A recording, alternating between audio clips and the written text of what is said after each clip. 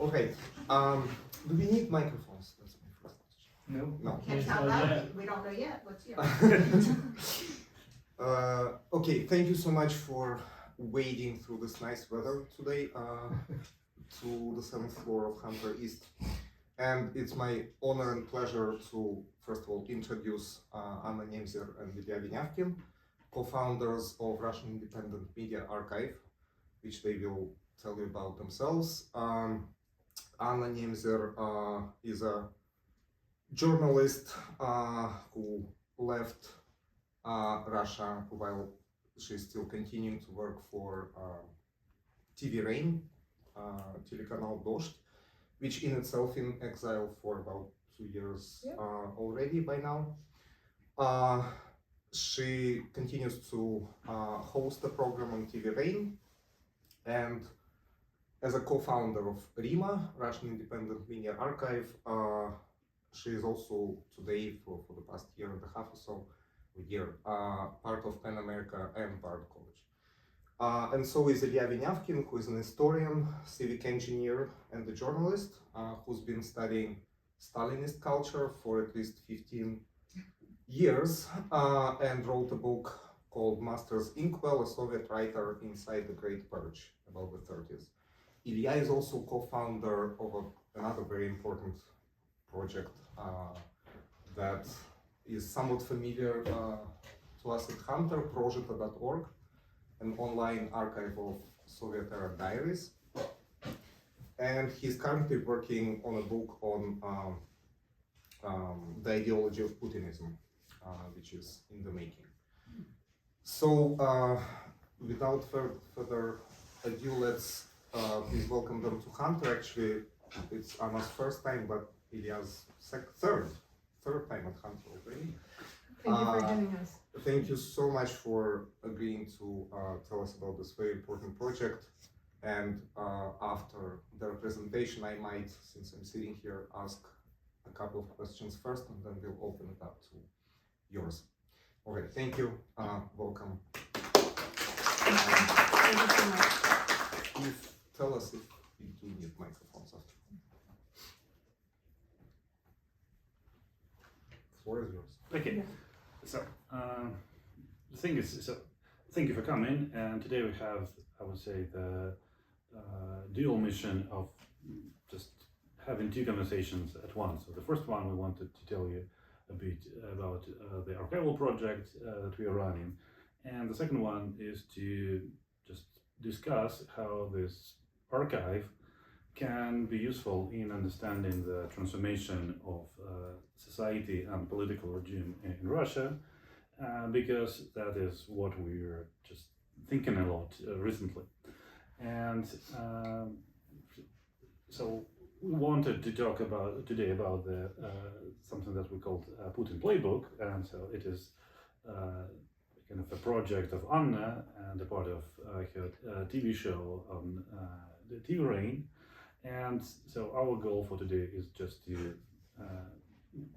demonstrate how these two streams of work coming together.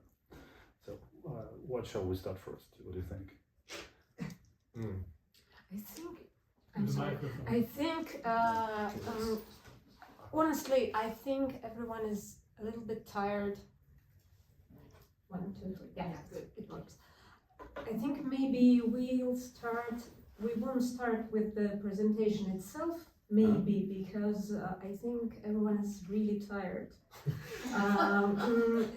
Presentation is a very special genre, you know, just, well, maybe we'll start with a conversation, what do you think? And then just somehow, and we will definitely mention the archive during this conversation. Okay, let's do that.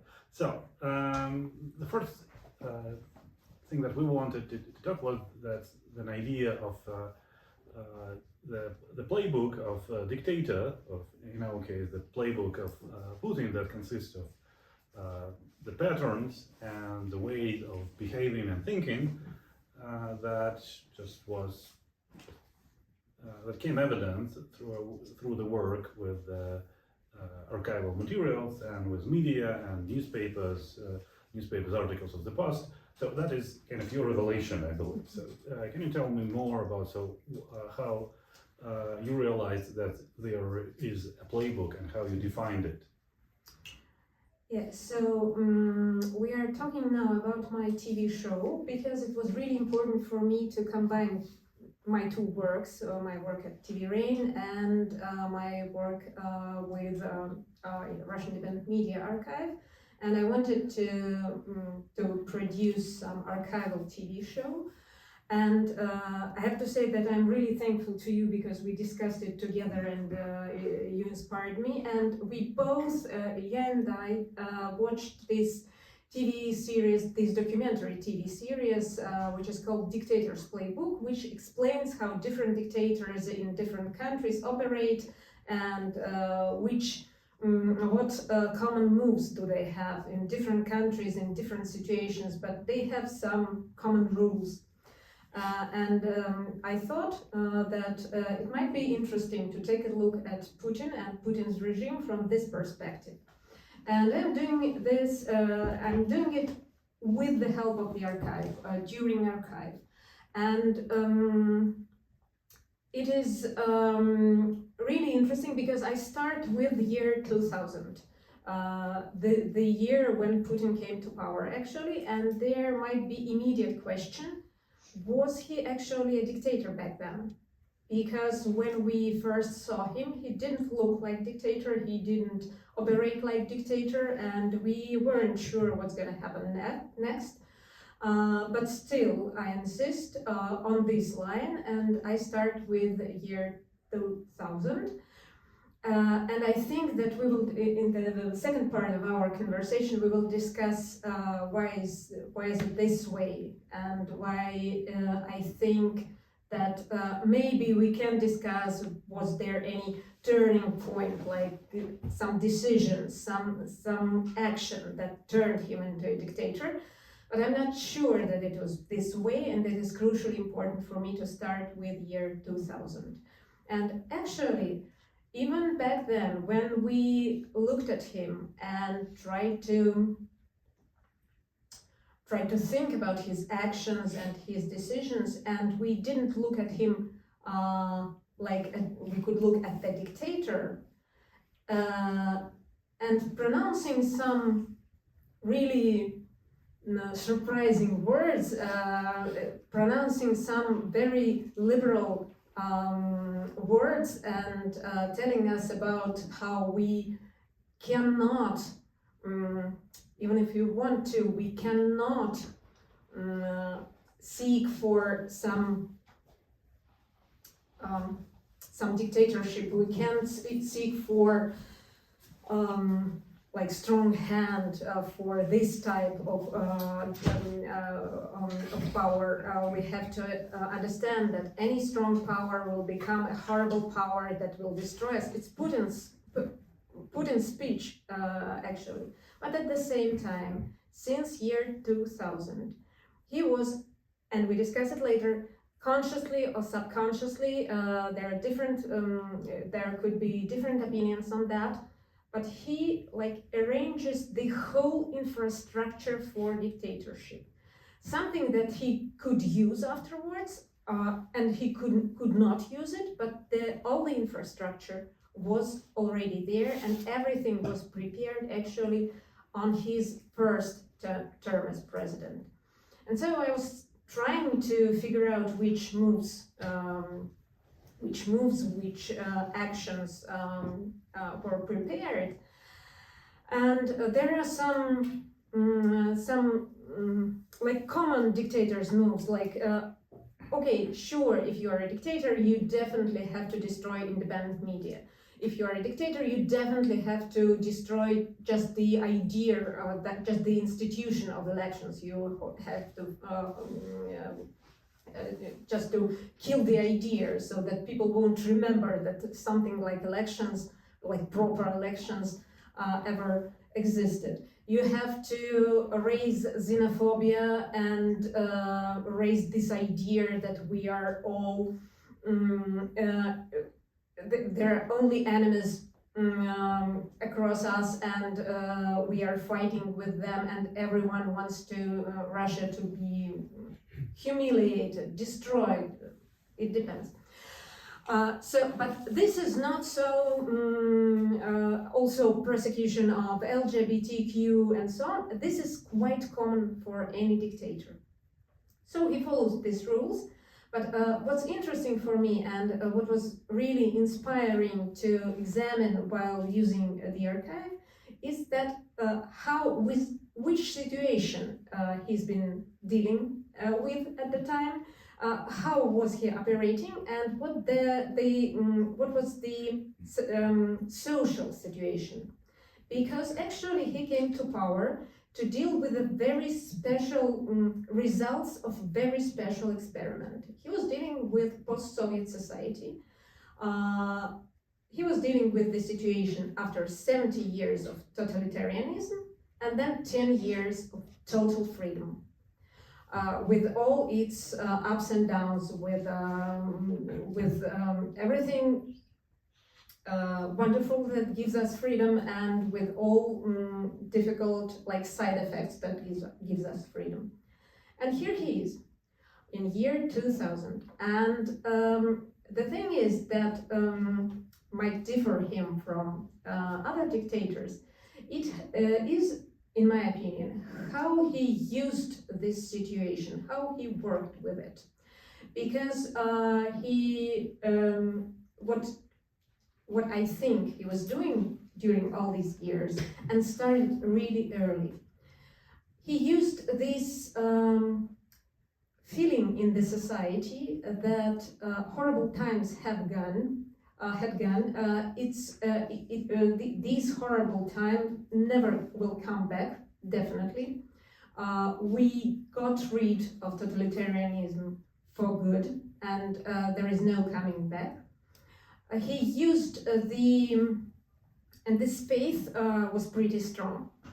He used this type of postmodern irony, which was very symptomatic for the society back then, because after 70 years of totalitarianism and very strong ideology, and this feeling that this ideology infiltrates the whole society, there was a pretty strong allergy to any ideology in 90s, and pretty strong allergy to the idea that we have to fight, we have to protest, we have to resist. People were first of all tired, and at the same time had this taste of postmodern irony and relativity, and this feeling that nothing is serious right now. And I think that somehow, and we will talk about this later, how it happened and how he realized that and how it all became possible, but somehow he understood that exactly this is the perfect platform just to prepare dictatorship. And then maybe I will use it, maybe I won't, but I have everything already in order, how I want it to be. And this was I think, I don't know if I can call it insight, but this was my theory, and I had to validate it. And I think that I'm finding some proofs while working with the archive. Okay, so maybe so I know that you have some examples, maybe so that we can just shift from being more descriptive into discussing the specific cases. Sure. So maybe you can show some examples that you just deal with in your TV show, just to show some specific moves that you found. Yeah, just to make it clear, to define the context. In year 2001, 1 year of his power, he already took under control first of all the judicial power and then legislative power, because he somehow provided judicial reform which seemed to be liberal, and it was considered as something really new and interesting. But at the same time, if we take a look at it, we can see that he established just one thing, that all the judges have to respond to the to the court chairman, and all the court chairmen have to respond directly to him.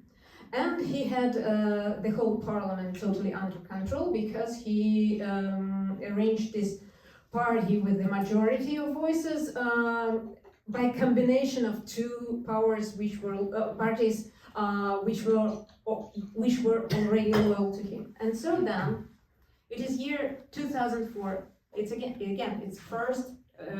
it's his first term as president, and there is a horrible tragedy in this land. A terror attack when terrorists took hostages people at the school number 1 in Beslan in North Ossetia, and after that there were 1,200 hostages. More than 300 people died, and after that, in 2 weeks after that, he appeared before his officials, before his employees, with such mantra. Это вопрос обеспечения единства страны, перестроено с целью укрепления единства страны, убежден единство страны. Это главное условие победы над террором. И без такого единства достичь этой цели невозможно. Важнейшим фактором укрепления государства считаю единство системы исполнительной власти страны. Единство действий всей исполнительной вертикали. В целях обеспечения единства государственной власти. You know what that? Okay. So. We couldn't read Could the. you translate? Yeah. So it's absolutely senseless. So you didn't you didn't miss anything. He just repeats the word unity for many times. It's just an excerpt, and I edited this way. But he repeated the word unity for 14 times during this speech, and his whole idea was that we have to cancel the elections of governors in Russian regions, because we need unity. And all this was after this terror attack. It's 5 years that the war in Chechnya, the second war in Chechnya already is happening, and it was terrorists from Chechnya who took people hostage in Beslan, definitely.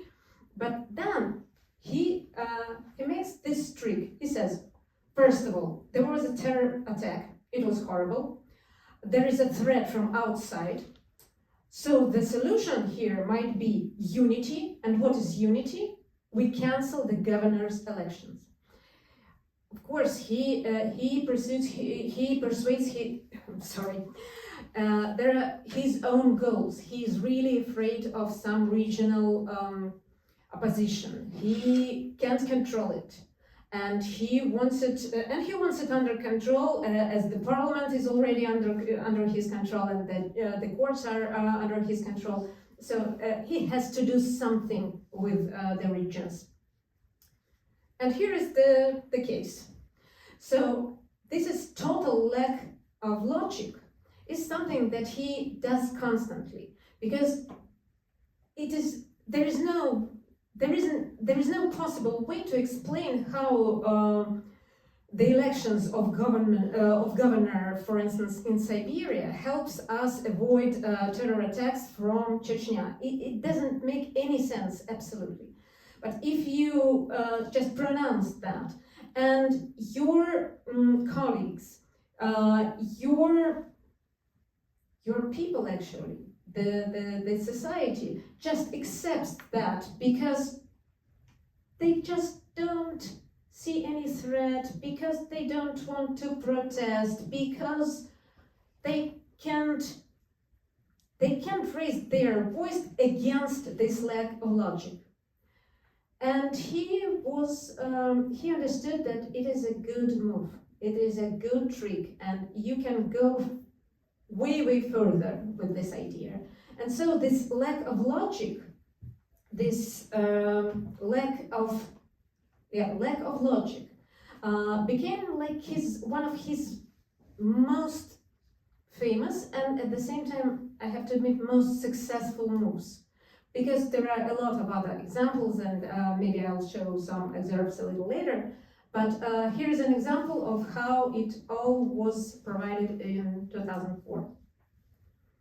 Okay, so do you have other examples? I mean, so how does this move evolve throughout the time? So I mean, if you started rather early with this illogical transition from terrorist attack to the just cancellation of the elections, so do you find other patterns there? So Yeah, for instance, unfortunately, I don't have a special example for this part. I have other examples, but okay, I'll try to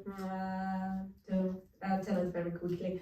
So there is the question of xenophobia, which was also a very important tool for him. And it is also very typical for any dictator. You just make people feel like enemies are around them, and it was in 2000 and further, it was just a regular xenophobia, which was specially inspired by him and by the authorities. It was a special program, very deliberate, and there was a war in Chechnya, and so and there were real terror attacks, and he used it very properly.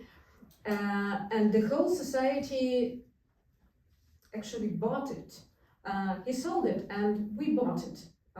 And there was this fear of people who don't look like you, people with dark hair, and so on, with people with this fear of women in with a covered head, and so on. And it was very typical and symptomatic. But then, it was really symptomatic then that when Russian people were, for instance, trying to be landlords and to rent the apartments, there was some announcement that we are renting this, we are offering you this apartment, 2 rooms, this is the price, and so on. No cats, and just for Slavs. And this was like a very regular announcement. So you infiltrate the society with the idea that enemies with dark hair are all around you, but then your political agenda switches a little bit, and the Chechnya problem becomes like solved. Because you find your own decisions, and you find your Mino who is sitting there in Chechnya, and you just buy him with a lot of money, and you buy the region with a lot of money, and the combination of money and fear makes this problem of Chechnya not so important. It is a solved problem. Everything is fine. It is under control. But you have to move on, and you have other goals, and you have Ukraine, which actually bothers him, Not from 2013, when there was the second Maidan, and the Crimea, the annexation of Crimea wasn't like a spontaneous move. He was horribly bothered with Ukraine since 2004, again, when there is the first Maidan, and when he again realized, as with the regions, he realized that something is not under my control, and I can't rule there. I had a plan. I had my candidate. Everything was already arranged, and somehow it didn't work, and he didn't like it, at all. And it was much more difficult for him to solve this problem like he solved this problem with governors. So he had to switch the xenophobia and the agenda.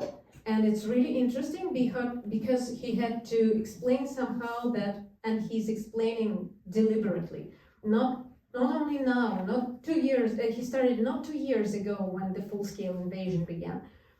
He started this campaign against Ukrainian people in 2014. There was a little intermission because nobody noticed that, but there was also a war in 2008, a war with Georgia, and there was a very short period of anti-Georgian campaign. It was short, and it was okay. They also have dark hair, and we don't like their wine, and so on. And then it switched to actually Slavs. Exactly, and it was for any other dictator in other situation, it could be a trick. It would be quite difficult problem. How do you switch from hating these people to these people who you yesterday you considered them brothers, neighbors, and so on? But if you infiltrate the society with the idea that, first of all, enemies are all around us, and secondly, there is no logic at all, and there is no logic in feeling fear, then you could, well, it happens not immediately, it takes time, of course, and he took his time, but I think that this one is one of the most important examples. Mm-hmm. Okay, so we have some certain types of moves, like just the way he abandons the logics, and about the way he uses xenophobia as a tool. So do you have anything else? I mean, so what is there in this playbook? Mm-hmm. I think I'm trying to avoid like special that like common moves of any dictator, and to focus on his particular specifics. So I think that another thing is maybe here's the moment when I ask you about the ideology, but as I see it, I think that he was destroying, it rhymes somehow with the idea of killing logic, but maybe it's a bit different. He's trying to kill the sense of words, and he succeeds.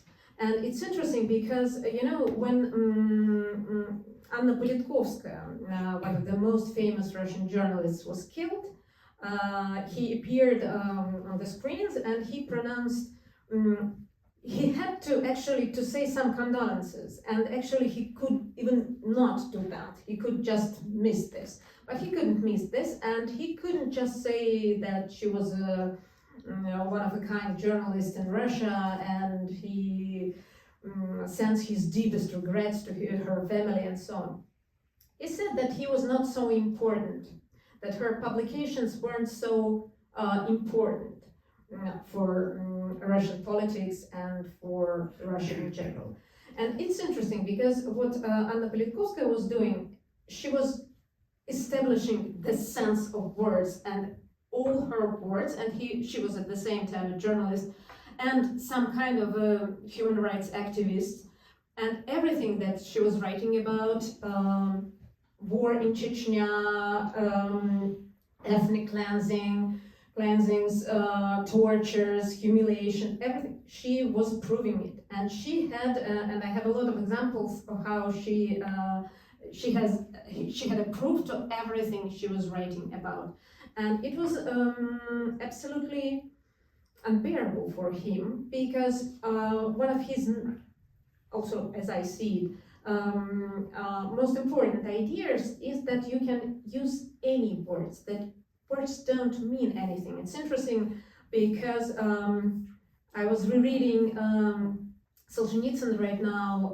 and there is this quote when Solzhenitsyn describes how Stalin thinks, and Stalin pronounces in Circle 1, in the novel Circle 1, Stalin pronounces these words: your words don't mean anything, don't put any meaning, you can say whatever you want. And if you can say whatever you want, you can just put a combination of different like hashtags, and you can at some point you can change it. At some point you can say that that innovations and technologies are really important for us. But then if you have to say to change this agenda, and you have to say that traditional values are really important for us, and for instance, military glory of Russia is very important for us, and there is no remembrance about technologies anymore. But it doesn't matter, because you have these hashtags, and you just change it, and how you change it depends only on your own current agenda. Okay, so just if we see that, so there's a special way Putin works with logics, and special way he works with words, and the special way he works like with feelings of hatred or of fear and so on. So do you see that there is any pattern that unites all these moves in something solid or consistent? You mean like just one pattern? Because I see several directions and several patterns, and I can see the reflection of them in different cases, in different actions, in different tragedies actually. Like now we see a pattern with the terror attack in Kropot City Hall, because it's just a direct repetition of some other horrible terror attacks which were used by him just to achieve his own goals. So I can't just find one word, one pattern, but I think that this ability to use a very, very special situation and to like take everything of this situation, like use it properly and just to achieve your goals. It's easy to be to inherit. It's easy to inherit the power in North Korea after your father and after your grandfather, and rule in this direction, because every pattern is already established and you just have to follow their lead. But he actually had to build it on a very, very interesting, very weird place, and he succeeded. So do you have an explanation why? Let him talk. Okay. Yeah. Just a second. Вы только весь экран развернешь. Да, сейчас я сделаю.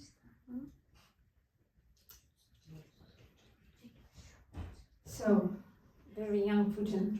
Here is a quote from the most well-known KGB agent. A special group of FSB operatives dispatched by you to infiltrate the government and work undercover has been successful in phase 1 of the operation.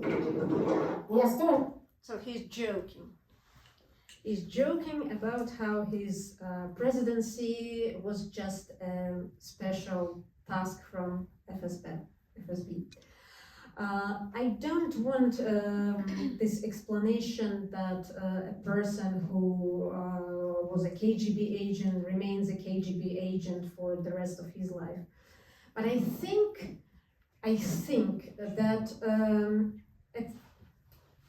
from some perspective, at some point, it is true in his case, because and also I'd like to establish one short example. It is before he was a president. It is year 1996, and he was the assistant of mayor of St. Petersburg, Sobchak.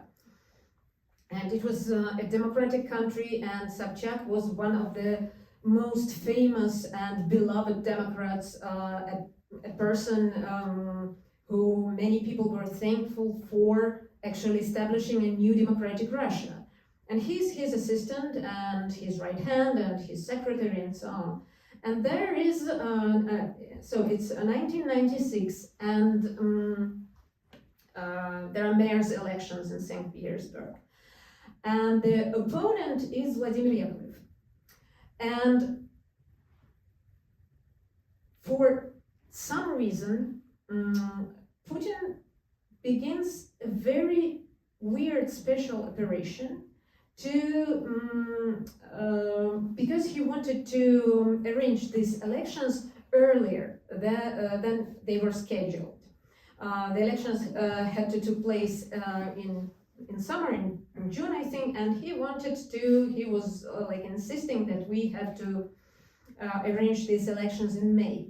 Why? Because he didn't want to give the opponent of Sobchak any time to prepare his campaign. Vladimir Yakovlev wasn't so famous in St. Petersburg, and he wanted just to use the privilege of being known of Sobchak. And he was and there are evidences that he was, first of all, he was just pressing, and he was persuading, and he was manipulating, and he was speaking to every deputy in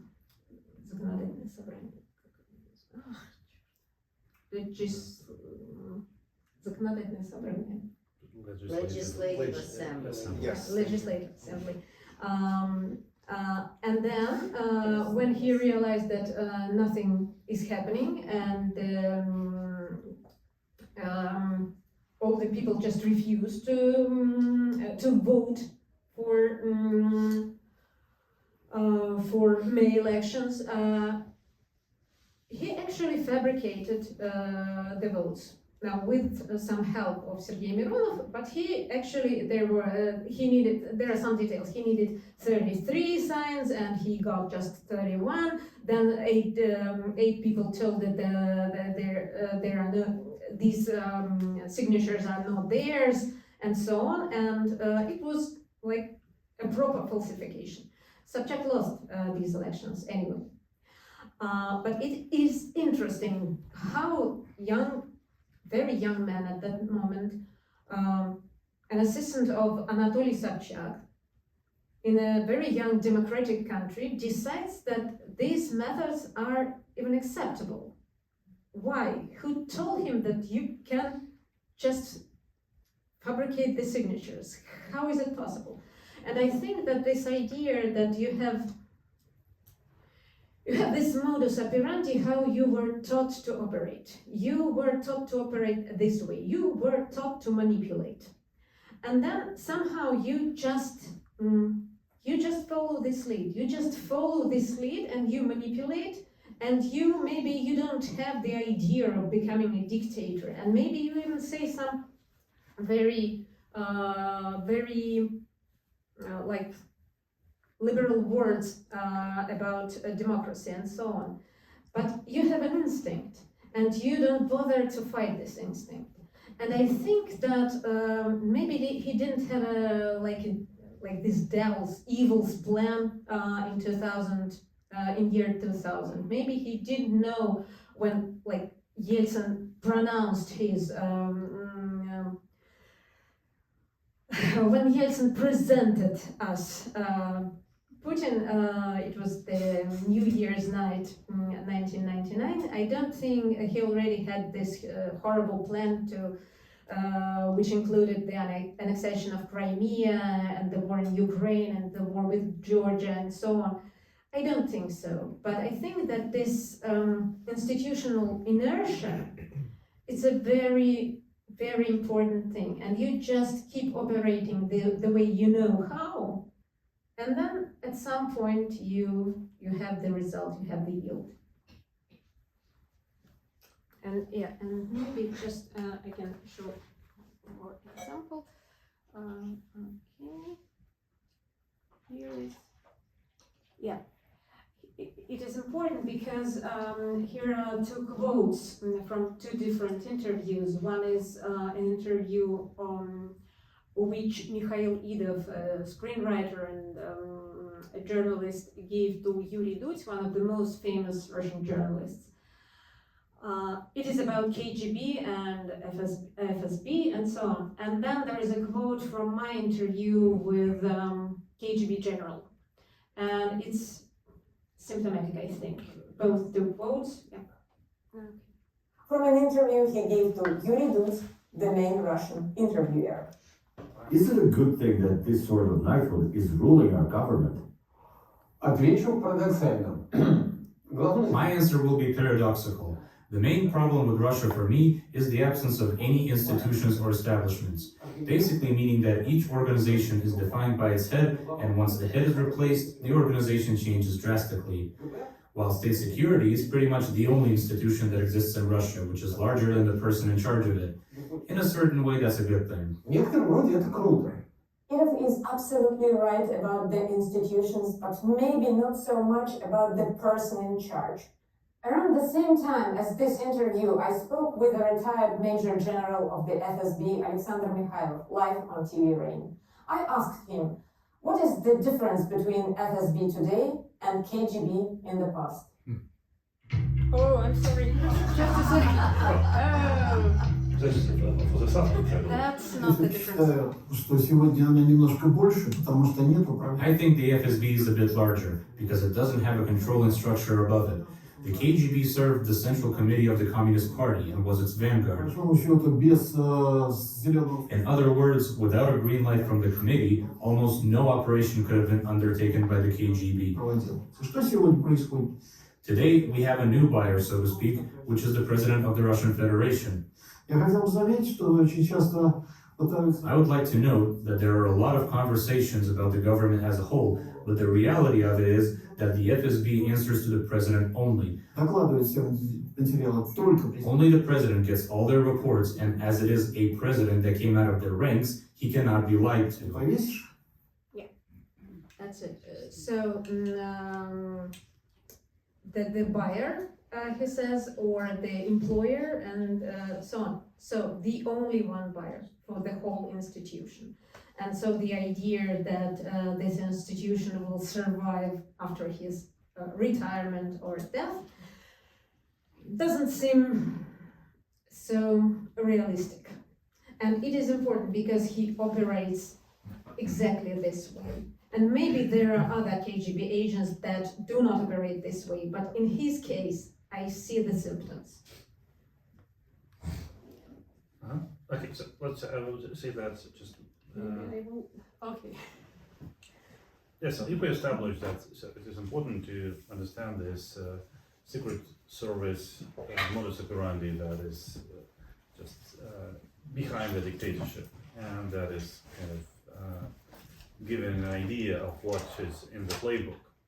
So what it helps us to kind of to predict. So I mean, if we think about the future, so what does it mean for the future of this regime? So if we see that it's so just well established inside this institution. Everything is fine with this regime. Everything is very good with this regime. You just don't worry about it. It's a good question about future, which I'm deliberately trying to avoid in all my conversations right now, because of course everything I'm thinking about right now doesn't have so much hope for Russia. And I really don't think that this regime will disappear anytime soon, and I don't think that he's gonna die anytime soon, and I don't think some other changes could be made anytime soon.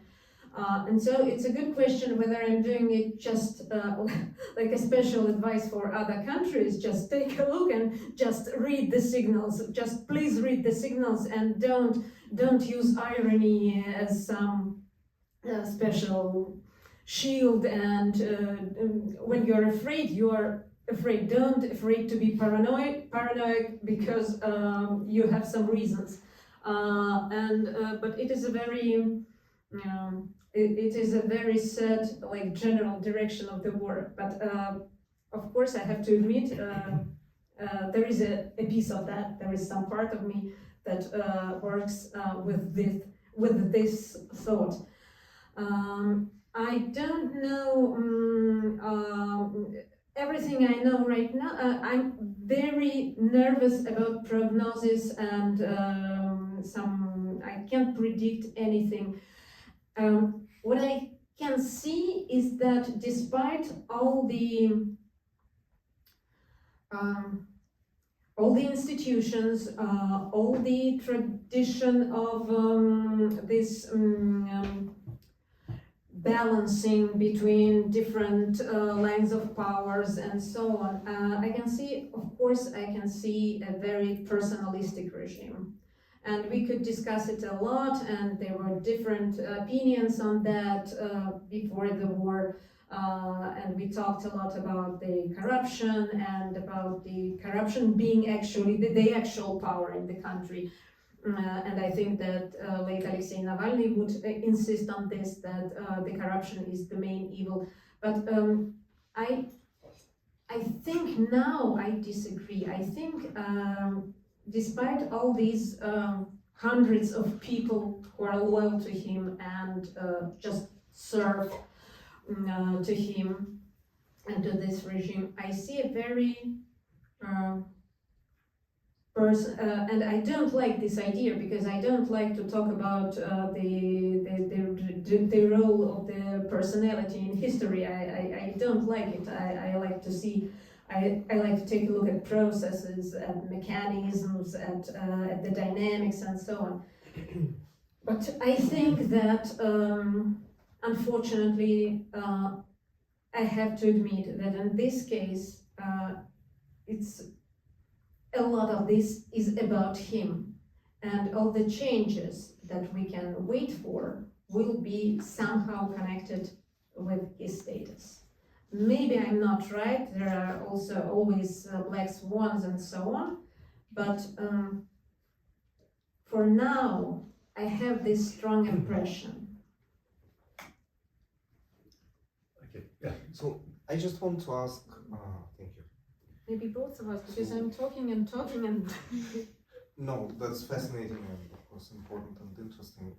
But my question is more about what you do now, because obviously this has changed what you do in the past 2 years. Yes, of course, you're still a host at TV Rain, except elsewhere as TV Rain itself. But the project that you co-founded seems to be, from what I know about it, yet another means of thinking, right, about, say, Putin and more generally about media.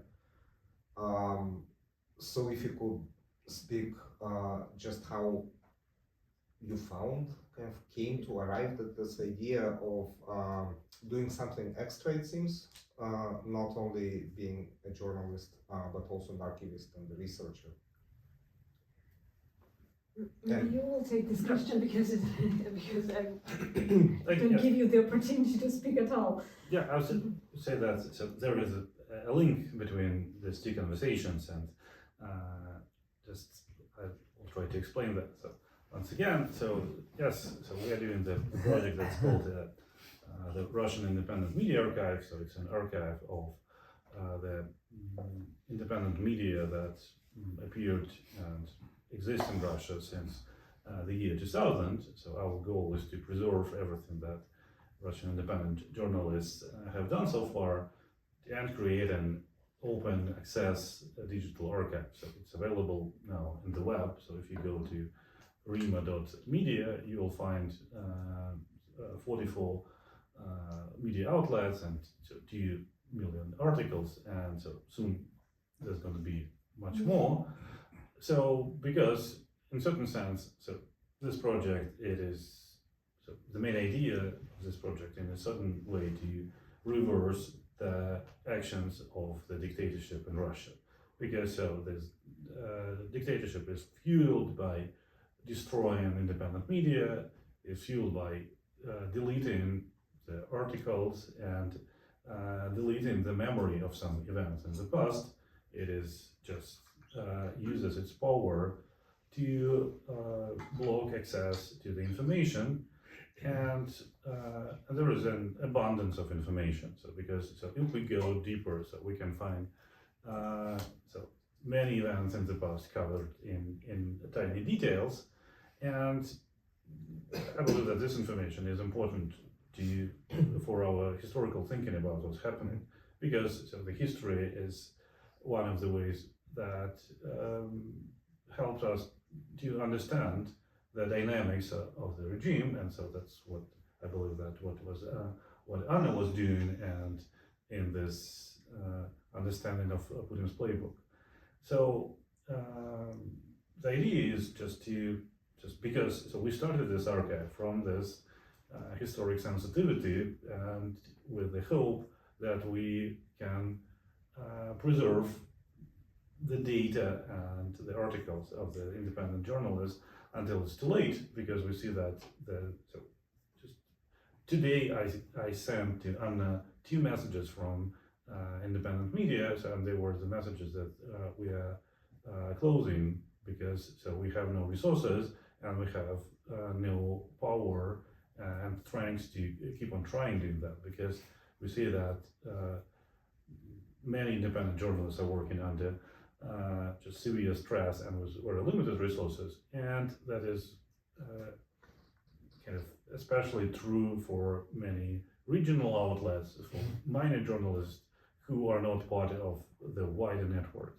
And so our goal is to preserve that, and we hope, well, if we talk about the future, that the moment will arise when all this data will be useful again, in the sense that it will reach its broader audience, and while we are waiting, so we can at least do our task in just picking that and preserving everything that we can.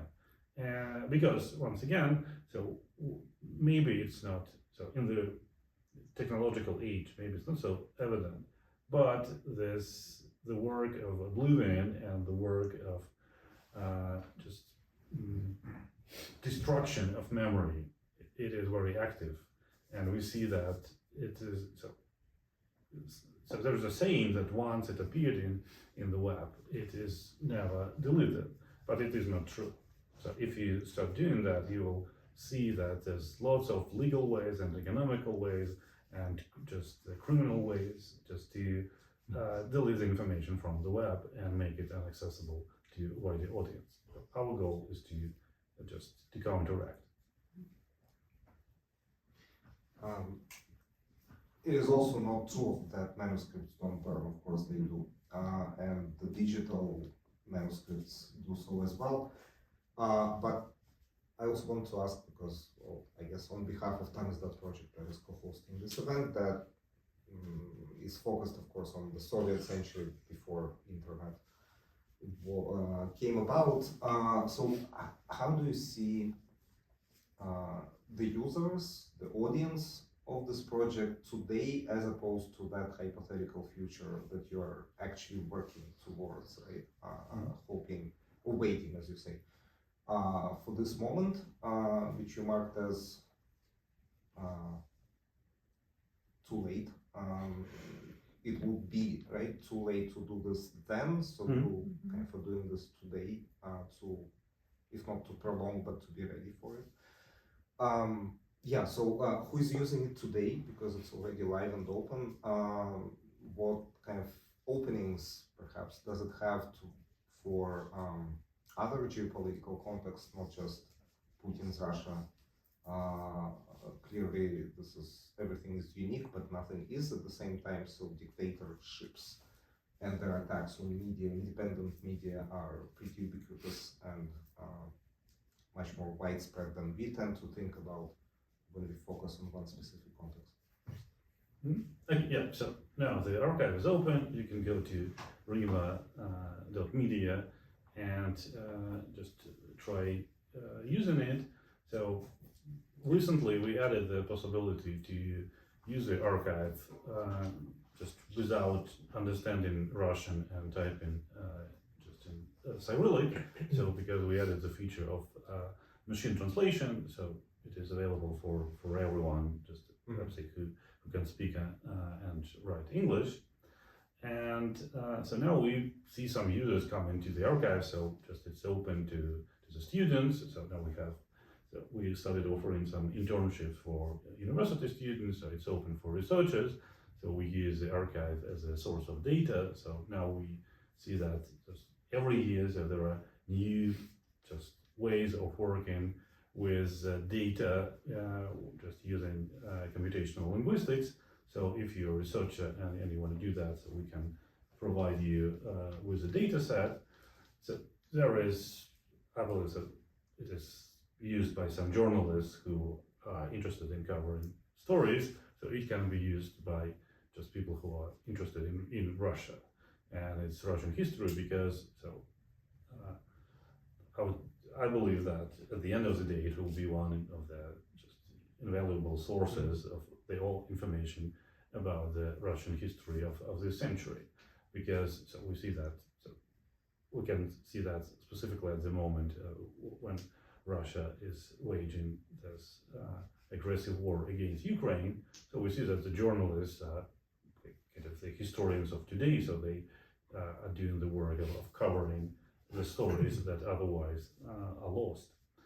And but little by little, so we see our mission again into moving to the communities of other journalists from other countries that have the experience of resisting the autocracies and dictatorships. So this month we will start working on the Central American Independent Media Archive, because we have been successful in establishing a partnership with a group of journalists from Guatemala, and so we will launch, so we will use the infrastructure of our archive to share it with them, and they will just get the outlets from Guatemala, El Salvador and Nicaragua, so the countries from the Central America that suffer from autocracy, and we will use our infrastructure to help them preserve the work of the independent journalists.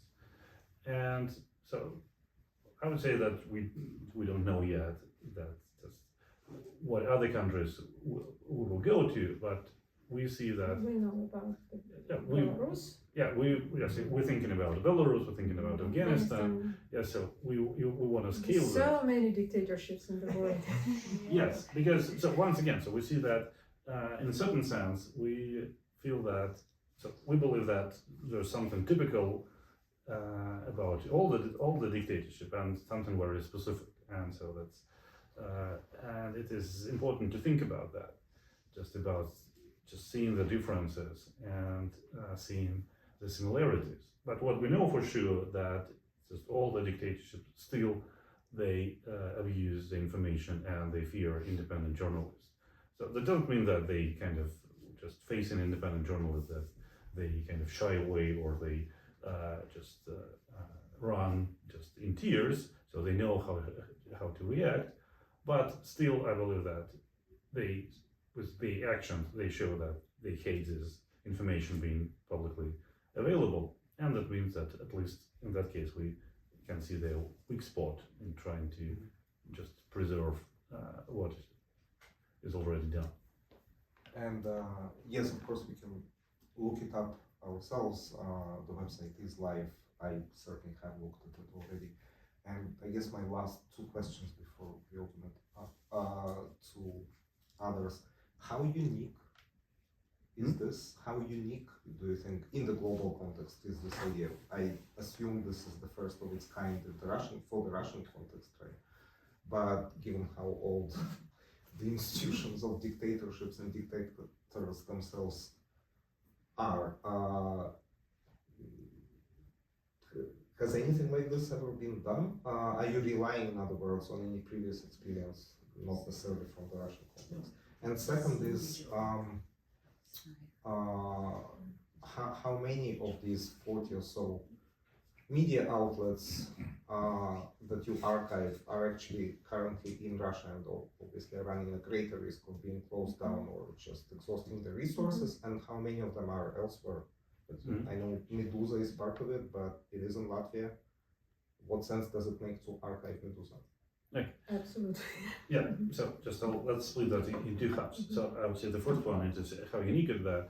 So first of all, so we see that we have some precedents. And so the important just precedent, and we are happy to have this project as our partner, is an internet archive. So, and so this is a huge organization that has been just tremendously effective and helpful in preserving some kind of everything that they could.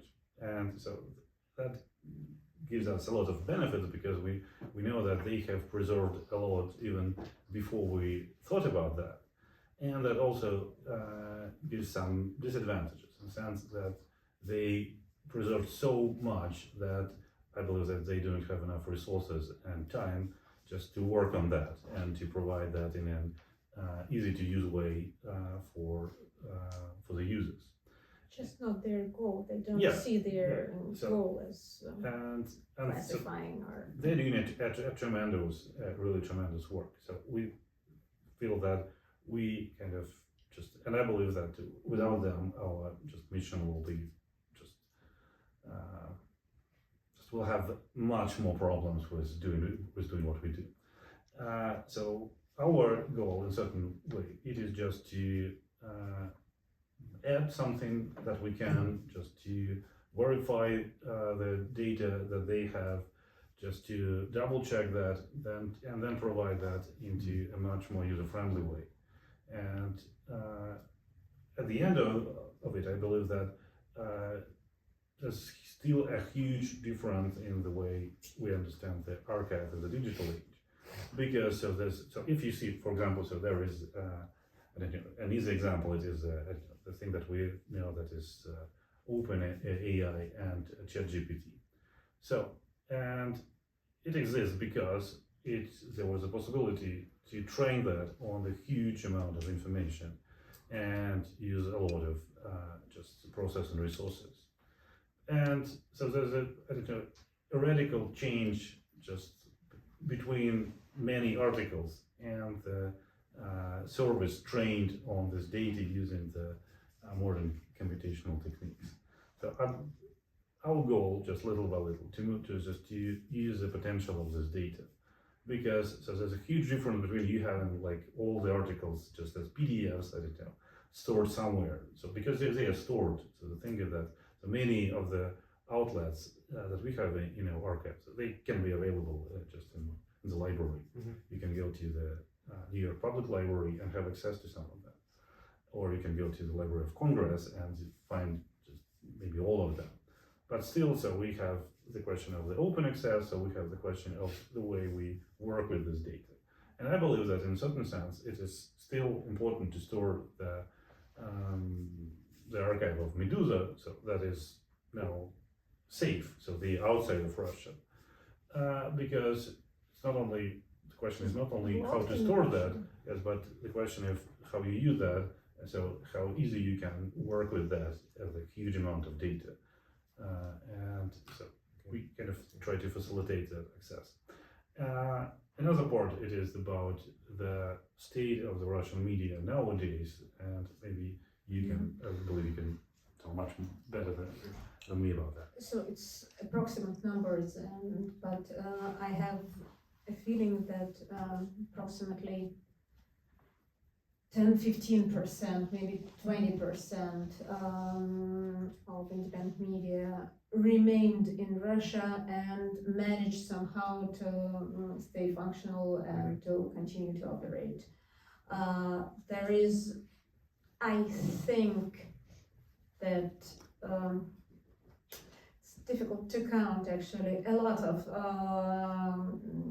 media outlets in Russian regions just decided to either they were shut down or they decided to stop their work, to give up, because it was like actually impossible, and you had to follow their rules and you have to obey the military censorship actually.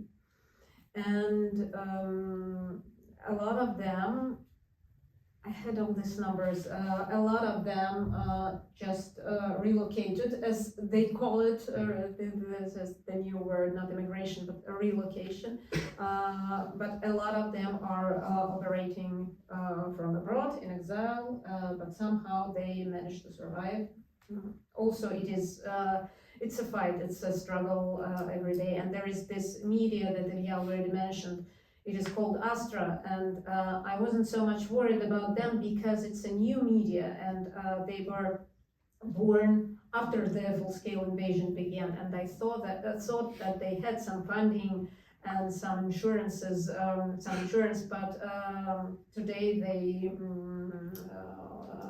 they told the world that they were closing, and so it's a struggle every day. Yeah, and I would just also wanted to add one thing, that I believe that in certain sense that Russian situation is rather kind of unique in many senses. So the first one, that Russia is a huge country, and there are many people there, and another important thing, that it is kind of a huge country that is a newborn dictatorship that is still rather peculiar, just in the sense that, so we can see that for many years, so there were different ways of being a journalist, and it was okay. So the thing is that just there's a generation of people that now in Russia, or that some of them left Russia, but so they were raised with the idea that journalism is okay. And now, so another just fact that strikes me is that you cannot imagine how many new media is appearing right now in Russia. So they are tiny media, so they're working like community medias, like many of them are volunteers. But well, I started to just to compile the list of the media that appeared after the start of the full-scale invasion. It's sometimes it gives you a crazy impression, because like they were dozens of them, like 30 or 40 new media appeared. So some of them I never heard, and I wouldn't have heard if I haven't tried to list them and search for them. Mm-hmm. But that means that still, so I mean, just many groups of journalists who feel the need at that very moment, when they understand that it's not like giving them great career opportunities. So it's not an easy thing to do. So I mean, so some of them choose to remain in Russia and try to cover some regional aspects, or just try to interview people who kind of return from war and so on. And but still, so they understand that it's a risky job. So they see the journalists being arrested all over the countries, and so every new day brings some news about the media being closed, journalists being arrested. But still, there's new minor media appearing just in Russia or in this immigration, and that's really just impressive. And I believe that in certain sense we can, I don't know, so maybe Russia can be an important case of how to see the big country just kind of immerse into dictatorship and being kind of defeated by the dictator's tricks and moves of establishing his power. Probably, so I believe that maybe for someone it can be an inspiring case of the way how to just to stand against this dictatorship trying to do what you believe in. Well, I just can't help asking one more in this context. What do you, it's a technical question, what do you consider media? Is Telegram channel a media? And also, what do you consider independent? So how public should it go for you to even include them, for example, in your archive?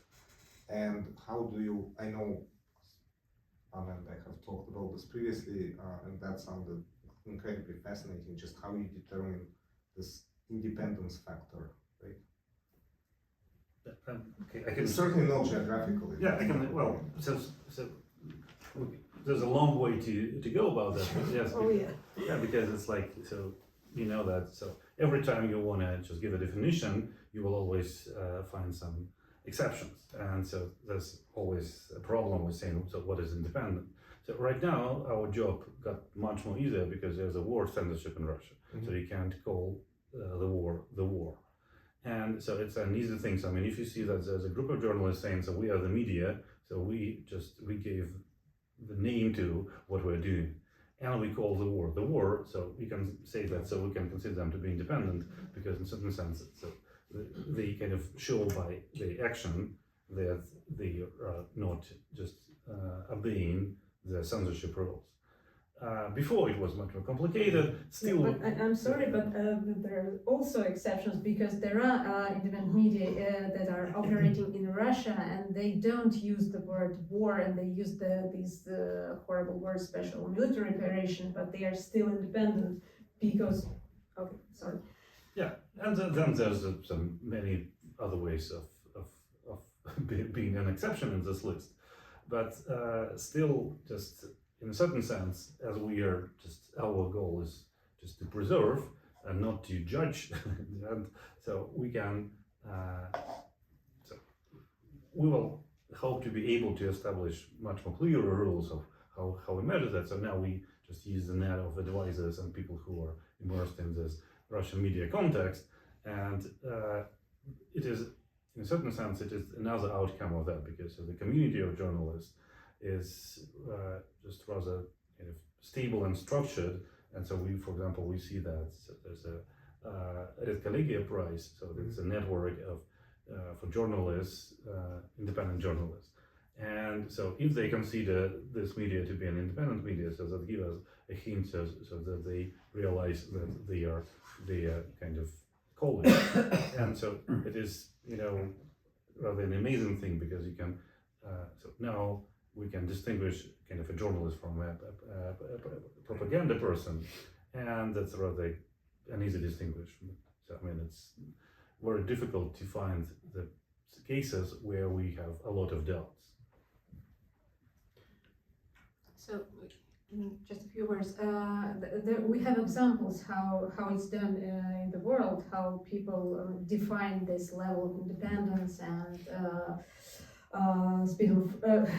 freedom of speech. I'm sorry, but there is this rating and this list of freedom of speech index, it is called, but it is about the whole world situation, and these are countries which are compared to each other, where Norway is on the top and North Korea is on the bottom. For start, for at the very beginning, we just decided that because we have to start with something and we have to provide some measurements, some tools to just to work with the special, with the specifically Russian situation, and we are working on that with linguists, because it's important just to take a look at the language, and working with database, you can do that. But for the very beginning, I just had one very simple rule: independence from the phone call from the media curator from Kremlin. And this is just, it's a good working tool that has to be improved, and it might get better and more accurate, but for the very beginning it was fine. Thank you. First question goes to students and then to everyone else. Please, Alexander. Thank you. I think I was just curious about what is the general attitude or reception of people, of the population in Russia for independent media? Like, how do you think that they feel about it? Or do they respond well? Do they engage? Is it something that's maybe a little taboo and they're like, oh no? I was curious about like that attitude and how it's received. You know, again, a bit of history. One of the things that Putin established quite early is this very specific situation with media, because there were a lot of, thank God, there were a lot of independent media, and that's why we are working right now, actually. But there was some ground rule which he set in year 2001, and it was like a law, not legally, but it was really obvious. He demolished independent television, and he demolished the only independent, more or less independent TV channel MTV, and since then there were no exception. There was one exception, TV Rain. I'll get back to that a little later. And so the television was totally under control. And if you have the television totally under control, and you don't see any danger from this side, you can allow for some time. You can allow these all these media which are writing articles and columns and reviews and so on. Okay, you can exist, because of course the main propaganda weapon is television, and so it is really difficult to, as it is really difficult to, you know, I keep answering these question, what do Russian people have in their head? And I really don't know. It is really difficult to define what was going on in this relationship between public and independent media, because we definitely knew our audience and we knew how to communicate with them. But at the same time, it's important that we were deprived from like big channels, like big distributors. And then all of us somehow existed in some conditions. It wasn't an agreement, it wasn't a mutual agreement, but for instance, TV Rain, the only independent TV channel who somehow managed to exist for some time, yes, we were operating, but the idea was that we were not allowed to be an actual television. We were allowed to operate under subscription. And it was the only way for us to survive. It was our money, the subscription. And so we had this subscription and we managed to survive, but we had this audience, which is now much, much wider. And we know that this audience is much wider, but when we had this subscription, we had 70,000 subscribers. And before the situation with subscription, and now we have millions. And it's a good test. So it is really difficult when you have this like mirror. It is really difficult to define what is actually going on. A lot of people read Medusa, a lot of people watch TV Rain, a lot of people read Mediazona, but we can't actually, and they know their audiences, but we don't know what is going on with these people who are not our core audience, because we actually are struggling to go through this problem. Yeah, I just wanted to add something. So I believe so. I mean, that unfortunately, so Russia is getting more and more polarized country, in the sense that,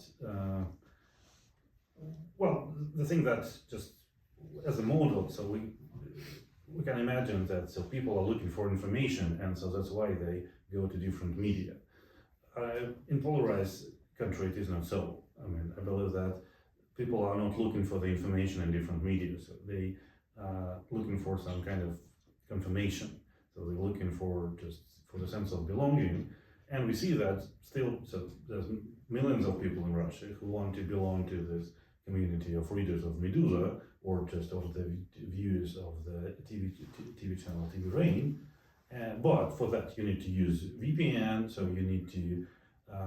I mean, the thing is, if you cross the border, you need to be ready to demonstrate your cell phone and demonstrate that you don't have just undesirable media on your Telegram list. So, I mean, it can be... Or applications. Or application. So, yes, I mean, if you cross border, you need to delete just the Medusa app from your cell phone. If you're using Telegram and you have the channels and you have the information channels, you need to delete all of them. And so in a certain sense, it's not about only information, it's about who you are. And I believe that there are many just people in Russia that, I mean, so we can have the kind of some minorities of people who oppose the regime and a minority of people who support it, just avidly. But there are many people who just don't think that there is any use of reading independent media, because so from my personal perspective, so you can, if you read independent media, you experience pain for a decade, because it's always bad news. So if you feel that there's something just you want to recommend to anybody, so go read Medusa, and every morning you will just Suffer. wake up, open the news feed, and see, well, that something terrible happened. So I would say that in a certain sense, so I just don't know how people just keep on reading Medusa, remaining in Russia, because that's, I would say that the media are connected to political reality. So we read media because we believe that we can change the reality around us. So we read media because we believe that that can be influential. So we can, so if there's a problem, so if we find the information that the person is being tortured in prison, so you can go in the street and protest, and at the end of the day, so the amount of tortures will decrease. So if you read independent media in Russia, so you know that you cannot influence on that. And I would say that still it's not only about what people believe in, but if you are kind of a realist, so you will know that just reading independent media will not make your life easier and happier. And I believe that at the moment when there is any possibility that it can somehow be different, the amount of people who just want to read that will increase, because it's not only about information, but it's about the alternative political future and just alternative society. So right now it is still the question of survival, and so I have relatives in Russia, so they read that, and for them that is the answer of who they are, and they cannot reject that. I don't think that people who read Medusa for just or watch TV Rain for 10 years can switch to watching the first channel, like saying, well, it's funny or that's happy. So I don't think that it's, because from them it will be It's just, not so happy now either. yeah, that will be for them just the act of to betray their identity. And once again, so because it's not only about information, and in certain sense, that's for me it is an important thing why we are doing the archive, because we're not only preserving information. So I believe that we're preserving the stories, and I believe that we're preserving the identity for a lot of people who were part of this kind of civil society in Russia and still are, because so just media contains a story about us, so they are answering the question who we are. And I believe that in certain sense it is important to preserve that. Oh, because it operates with stylistic, it's in the style very often. Yeah, but it's still, be different. yeah, the way you speak is a part of your identity as well. So the type of jokes you make, so still just it's important. And so it's not, that it is in certain sense it is not by chance. So there is a fight against feminitives in Russia. So because it is a fight about words. So the mere idea that you can prohibit naming the war is important, because so at the end of the day, so it's not only about this battle is not only about information, it's about the words and about the style. So, and in Russia it is kind of, I believe, officially prohibited to use, for any official to use feminative.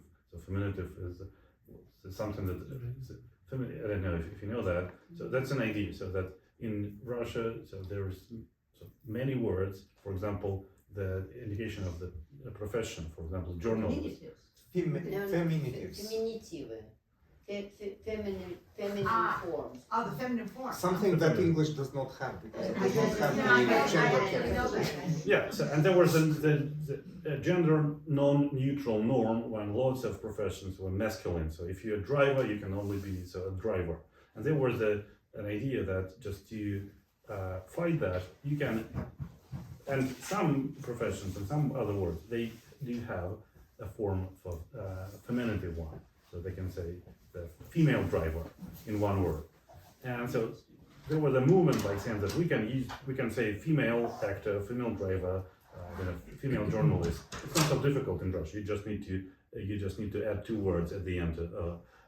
Two letters at the end of the word. And at the end of that, so it was perceived by the government as an undesirable action. So you cannot do that, because that means that you are so liberal in your values that you are threatening the status quo.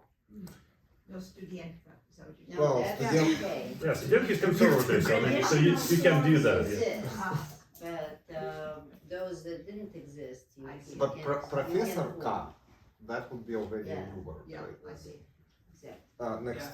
Thank you for presentation or whatever the name for conversation. Presented. I have two questions. First one is why to focus on independence? Only because I see value of maybe marking some media independence or positional, whatever name, but also have those who are not independent. Because for comparison reason and let's say like a face of autocracy also maybe even more reflected in non-independent media. It's first question. Second question is, I think the definition of what is independent media is super important. And I'm afraid that it's impossible really to distinguish because the first definition what comes to my mind is financial independence, right? Doesn't work this way, yeah, in Russian case. Yes, yeah, but in case of how Russia. then, because if then you define it's by war or by being able to go against regime, then probably you will define it also as a positional. Because maybe some media is super independent, but you know it's only until it's go against authority, right? So, and when it's go against authority, maybe it's like media only does not exist anymore, or exile media, and then it's rather oppositional media or exile. So I'm afraid it's very hard to convincingly at least define them. I don't know what you think about it. So, which one you want to talk about, the independence or this preservation of the official media? Both so tasty. Okay, start with the independence if you don't mind. Yeah. So once again, so that is the problem we are just facing because that's difficult to kind of translate the idea of what just being an independent media means to other contexts, because it's not about financial independence. So we know that. So one of the Putin's playbook part was that this KGB mindset was very well in exploiting the liberal democracy because that's what they were taught to do for many years, and they use capitalist form as well very well. So because they know that the money can be used to disrupt the information field, and so for that reason, so Putin started using money to buy media. He started doing that very proactively in certain sense. So it started much earlier than the official censorship, and so that even this situation with the closure of the NTV channel, the major independent TV channel, was framed as this dispute between these economic bodies who were disagreeing about the way they run the channel. And so there was always the story behind that. So you cannot, in certain sense, you cannot be independent until you want to earn any money in Russia, because so in certain sense, the money is the way to influence on you. And when you say that financial, so what can be financial independence? So financial independence. So if you have a just grant from U.S. just body, like if you are Radio Liberty, so are you independent? In certain sense, you are directly dependent from another state body because that's just supported by the Department of State or something like that, and just theoretically they're not independent. So in Russia it's so tricky, and so that's why you need to just. And another thing, it is about being in a position. But well, the thing is that being in a position to what? Because in certain sense, the idea of being in a position to political party is not a problem. I mean, so if you have a president who's Democrat, so being in a position to him and just supporting conservative party is not a problem. And so many kind of media outlets in Russia, in that case, supported some other just political figures. Like Alexei Navalny was legal in Russia kind of several years ago. He was balloting, so he was just in electoral campaign for the city mayor in Moscow. So, and it's still not only about the position. Some of the journalists were kind of saying, if you have a media that's covering the social sphere, like it's called такие дела. So it is, the main idea is just to make sure that, I don't know, the people with disabilities and orphans are just given enough care. So, and then they are declared like foreign agent, where they're not covering politics at all. So in what sense you say that they are in opposition? So opposition to what? Because at the end of the day, so I know I am just a scholar of ideology. So my answer to that will be, again, just giving back to what Anna was saying at the beginning. So because in certain sense, for the KGB mentality, for Chekhov's mentality, you very well know what you're fighting with. It's like with the feminists. So they know that there are certain kind of set of ideas that is kind of disruptive to the political regime that they are protecting. And in certain sense, I believe that you can be, so I don't know, if you are for the rotation of power, you can be ultra patriot, but that's a problem. So you can support Putin, but if you're saying that we need to limit the number of presidential terms, he's staying, so that's an opposition. And in certain sense, that is tricky to explain if you try to just to translate the ideas from another context. So we're trying to do our best, so I can understand, so I can be critical about that. But, well, I believe that's how we are. I think I can give you just a very simple, it's a simple example, and this example gives me just the first step of this solution. Which is now in its work in progress. So I had this conversation with with one of my IT colleagues, and he asked me a question. Imagine I'm in Russia. I don't receive any money from Putin, the government, the authorities, and so on, state corporations. But I arranged my own media, and I'm absolutely loyal to Putin, and I love him and his regime from the bottom of my heart, and I'm independent. And then I say to him, okay, if you run your own blog, or if you have your small editorial team, which includes 2, 4, 7 even people, then fine, and your audience is 100 people, then okay, you are independent. But the moment when your audience is bigger than some thousand, okay, 3,000, I don't know, there is an amount. This moment, whether you love Putin or you don't, whether you support the war or you don't, that is the moment when someone from Kremlin is calling you. And how you take this call, and how you respond to this call. Do you take this call or you don't?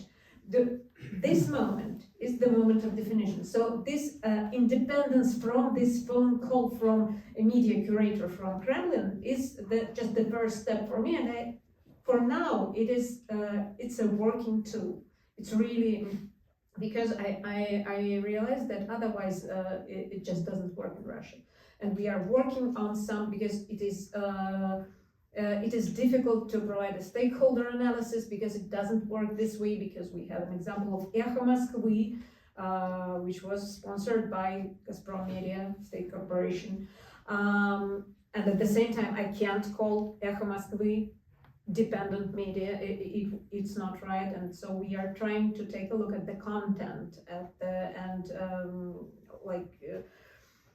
provide some linguistic analysis and these methods, but for the very beginning, again, this kind of independence. What about the official? Yeah, I'm sorry, just one second. Of course, it is really interesting and it is important. It's just a technical explanation. We just had to start with something. And we decided to start with the independent media because they were at risk and they were being demolished right here, right now, and we had to be proactive. At the same time, we have some kind of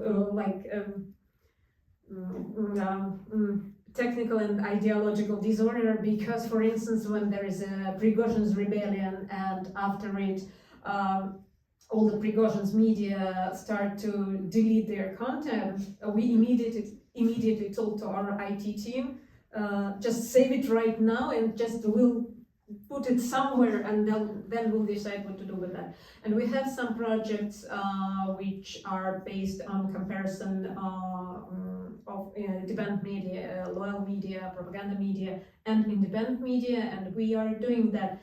There are another amount. There are much more of them, because you can imagine one day of the broadcast of Channel 1. It is like the whole TV reign, like for 10 years.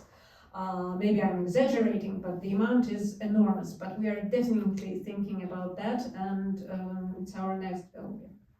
Yeah. I don't want to be cynical, but I can't stop thinking that this is a variation of the same theme over and over again. Because throughout history, Russia has always been autocratic, has never been democratic, and I don't think that is going to happen very soon, even though there's hope because of the enormous proliferation of social media and the iPhone and the telephone and television and so on. I don't think it's going to happen so quickly as you think. Oh, I don't know about about I the don't think Ilia is thinking that it's going to happen tomorrow. about the date. So, but yes, I believe that. So we just coming from the country with the unfortunately dramatic history, but on the other hand, there's still the long, tradition of independence in a certain sense in this counteraction. So because it's what we're doing, so it's not like just we starting from scratch. So we've seen the history of dissidents, we've seen the memorial foundation that were preserving, just in that case, that was preserving the memory of the victims of the state terror. And so we can go on, and I don't know, because so the things that I see is that, so I see a lot of people there, who, the community of people that use this media, that read this media, that write this media.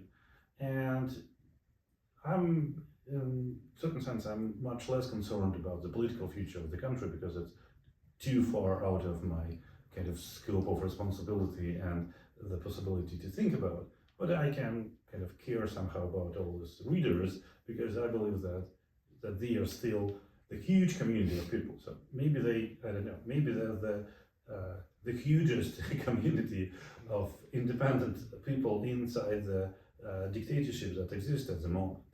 And in a certain sense, I believe that our kind of obligation is just to take care about what has already been done, and just to, in certain sense, hope for the better, because maybe, okay, so maybe Russia will be just autocratic for the rest of its time, but still, there's still a lot of people that doesn't think this way, and our obligation is towards these people. I can understand this idea that the political forecast, the models, and so on. And well, I personally never experienced that as a country. I always experienced that as a community of people, and I believe that until these people exist, so there is some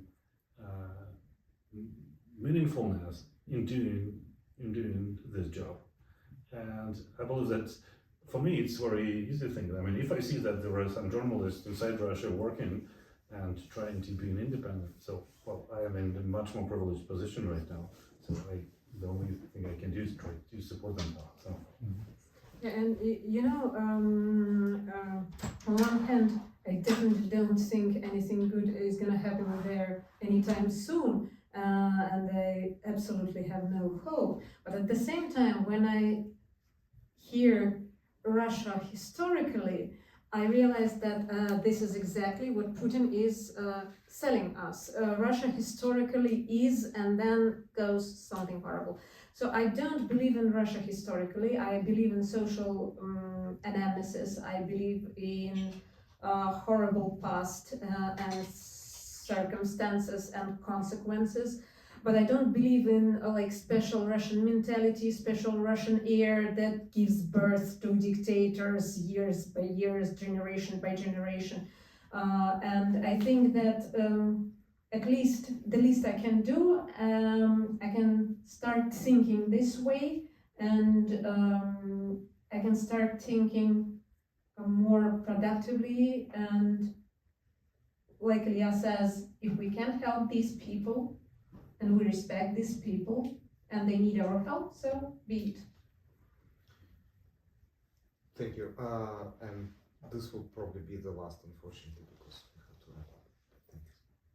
Thank you guys, first and foremost, for speaking. It's really cool, really interesting, all this. So, I guess my question is about, like, we're talking about Putin's playbook, we're talking about, like, what Putin shares with other dictators or other, like, trends of dictatorships, and what is unique about him and what kind of distinguishes him from other dictators. And one of the things that we talked about was about, like, kind of the really special circumstances of how he handled the post-Soviet kind of landscape. So yeah, something that I find really interesting is like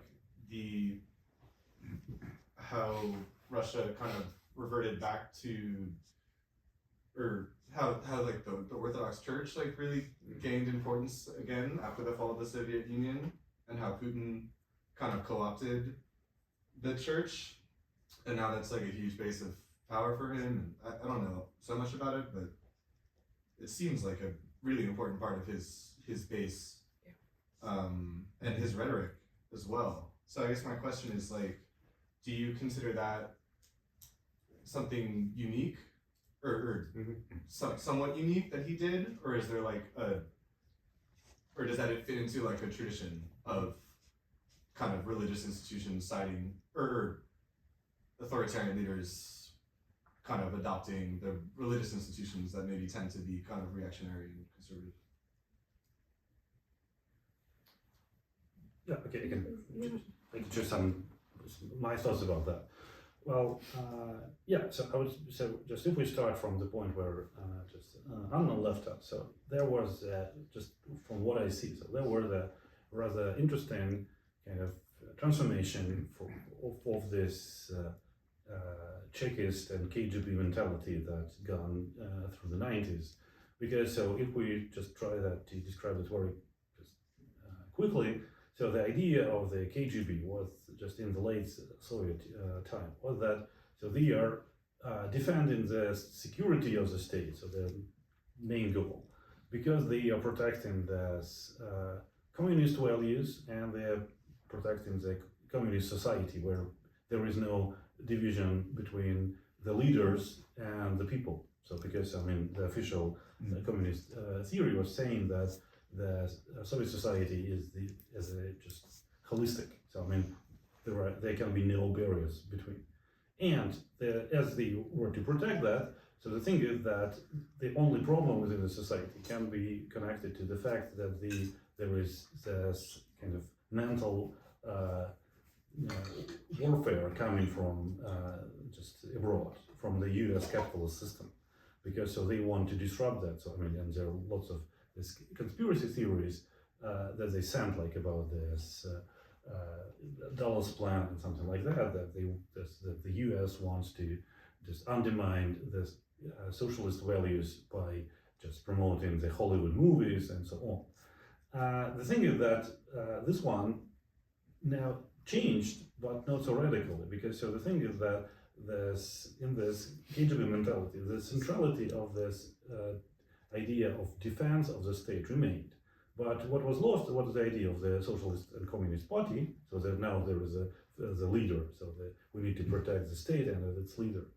And there are no socialist values at all, so now there are kind of traditional values.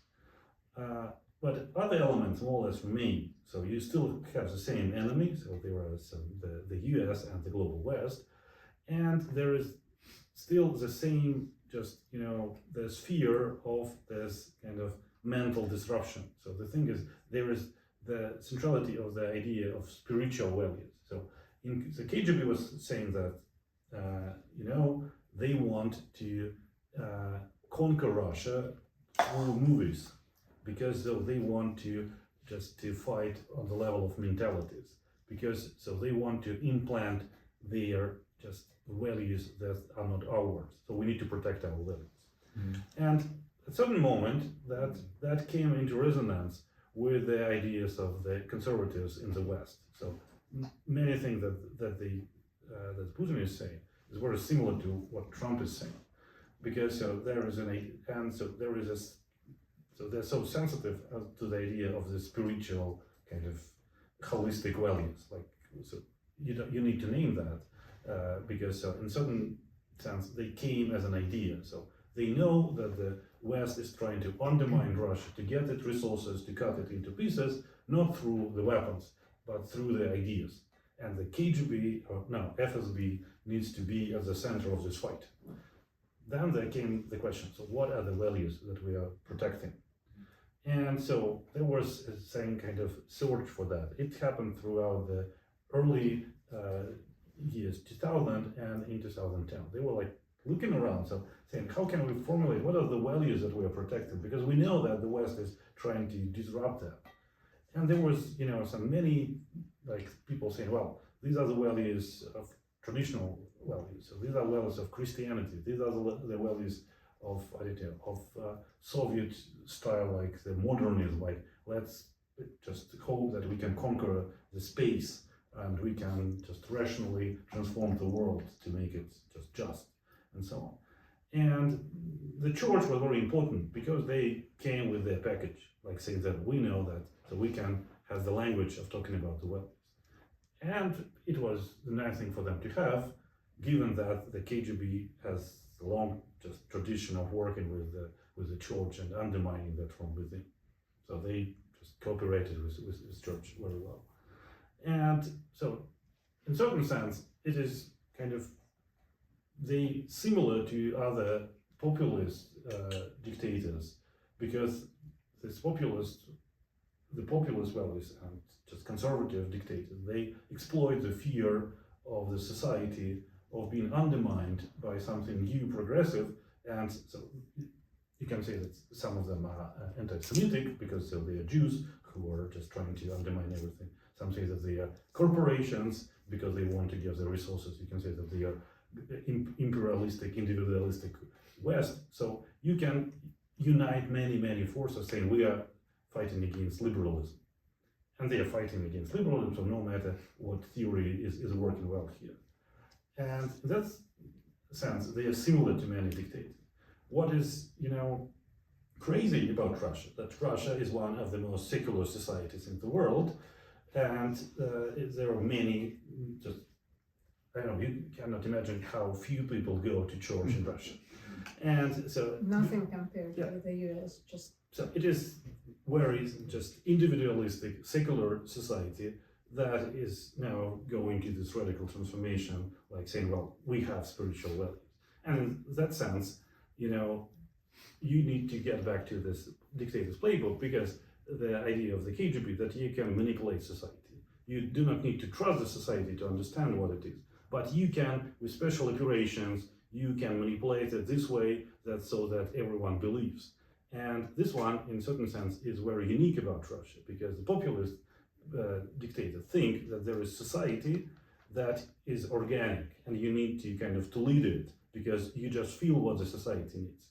Russian dictators and Putin thinks that there is no society at all. If you are clever, you can mastermind, you can manipulate that, and you can lead it somewhere, because society in certain sense doesn't exist. And that one, so they take the rhetoric from these conservative dictators, but they kind of bring in the methods that are from kind of just manipulative KGB agents. And just maybe a small detail and a very small and short product placement of Russian independent media, because Ilia described the whole way brilliantly, and thank you so much. And we saw how it got from point A to the current point where the authorities and the patriarch Kirill actually proves, actually says that the most definite proof of God's existence is war, and it is like obvious. But what's interesting that and they had this. There are different categories here. There are traditional values and there are braces. I think it's some horrible word in Russian from some constructions, but they use it as traditional values and so on. And the thing is that they started gradually, carefully, with the idea that thank God we got rid of repressions and Soviet heritage, and we don't have repressions anymore, and we have democracy and liberal values. But Russia is so special that we have to add something. We have to add our traditional values. And then it was like 2004 to 2007, and then somehow it transformed, it moved, and then all liberal values, they found out they were absolutely rotten, and what's left? Traditional values. All right. On this sad note, I'm afraid we do have to finish, but let's thank Anna and Ilia. Thank you. Thank you so much for coming. Thank you. And please explore the website and